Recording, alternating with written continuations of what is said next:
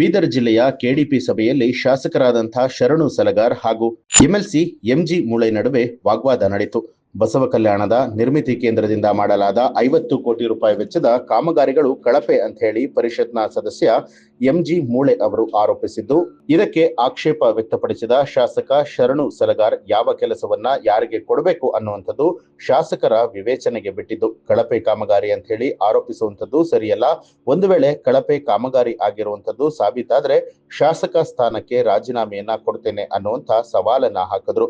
ಈ ವೇಳೆ ಸಚಿವರಾದ ಈಶ್ವರ್ ಖಂಡ್ರೆ ಮಧ್ಯ ಪ್ರವೇಶಿಸಿ ಬಿಜೆಪಿ ಶಾಸಕರನ್ನ ಸಮಾಧಾನ ಪಡಿಸಿ ಈ ಬಗ್ಗೆ ತನಿಖೆಯನ್ನ ನಡೆಸಲಾಗುತ್ತೆ ಅಂತ ಹೇಳಿದ್ರು.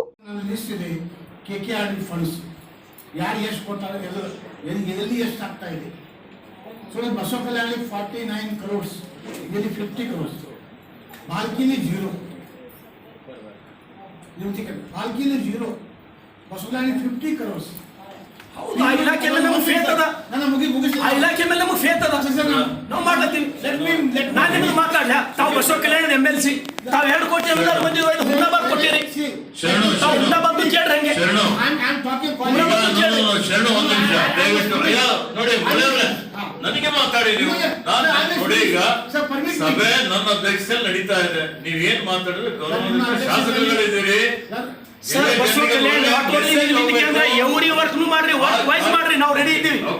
ಅಷ್ಟು ನೀನ್ ಕೆಲಸ ಬಸವ ಕಲ್ಯಾಣ ಮಾಡಿಸ್ಲತ್ತೀವಿ, ಅಷ್ಟು ಲಕ್ಷ ಕೊಟ್ಟು ಮಾಡಿಸ್ಲತ್ತೀವಿ ನಾವು. ಸಿಎಂ ಎನ್ಕ್ವೈರಿ ಮಾಡಿಸ್ತೀವಿ ಸರ್. ಸಿಎಂ ವಿಶ್ವಾಸ ಎಂತ ಅಧಿಕಾರಿ ಅಂತ ನಿಮ್ಗೆ ಗೊತ್ತಾ? ಅಲ್ಲ ನೋಡಿ ಸರ್, ತಪ್ಪು ಸಂದೇಶ ಹೋಗ್ಬಾರ್ದು.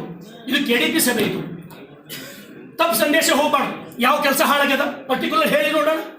ಈ ಕೆಲಸ ಹಾಳಾಗ್ಯದ, ಇದು 90% ಮಾಡಿದ್ರು ಅಂತ ಹೇಳಿ, 50% ಅಲ್ಲ, ಈ ಕೆಲಸ 100% ಆಗಬೇಕಾಗಿತ್ತು. 90% ಯಾವಾಗಲೇ ಒಂದು ಹೇಳಿ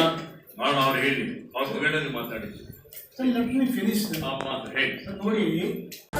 ನ್ಯೂಸ್ ಅಲರ್ಟ್ ನಿಮ್ಮಿಂದ ನಿಮಗಾಗಿ.